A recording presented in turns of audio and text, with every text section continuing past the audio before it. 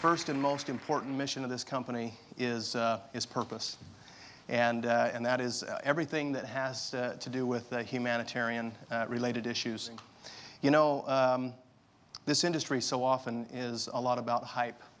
And you see people jumping around and they're waving their checks and they're doing those types of things. And there's a lot of good companies out there, but you know, we really believe that this is an organization, a company that can be all about hope. It can be about hope. And I think that we have the opportunity to do some very dramatic things.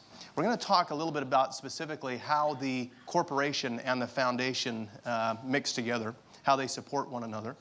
And you'll get a real feel for that because there are some things that are very specific to the foundation.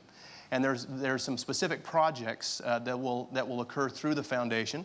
And then there are other things that are going to happen through the corporation itself. There are some great partners. We wanted to give a list of a few of the partners that we have currently that we're dealing with. And this is just a spattering. Of course, the Starfish Network is part of this long list. And we're very proud of our relationship with Starfish. And it's a great company as you've come to see. I was in Mexico City, and I'll just talk fast, so pardon me for speaking fast because there's a lot to go through. But I'm in Mexico City, and I'm on the subway, and it's either midnight or 1 in the morning, and I didn't know that the subway stopped at that time. I guess I'd never been on the subway at that time before. And so it stops, and I sit there thinking, oh, they must be doing some repairs. And I sit there for about 15 minutes, and nothing happens. I sat there for that long, can you believe it? And I finally turn around, and I look, and I'm the only one there. And I'm thinking, okay, well, I'll step out and go see if there's an engineer or something. And I step out, and I'm thinking anytime I'm going to step off, and then it's just going to go, you know. They're just waiting for me to get off. No, but I was it. And they chained up some things. Everybody was gone. They just disappeared. And I was down there. I was 5 levels underneath Mexico City, underneath Chapultepec Park, which is like Central Park in New York. And you don't want to be in the middle of Central Park in New York in the middle of the night. Well, you don't want to be in Chapultepec Park in the middle of the night in the middle of Mexico City.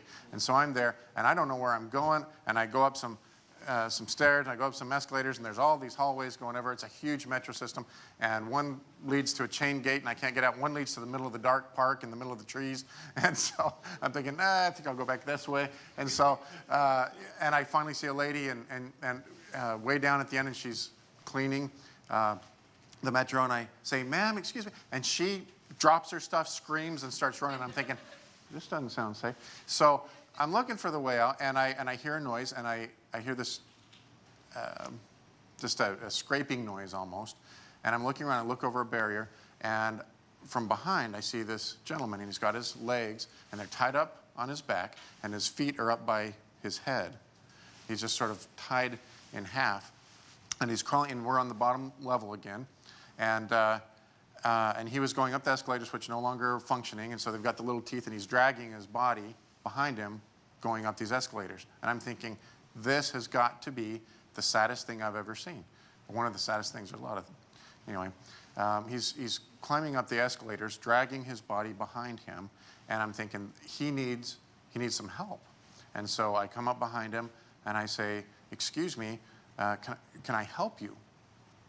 And I won't forget this. As long as I live, I won't forget this because I didn't expect it.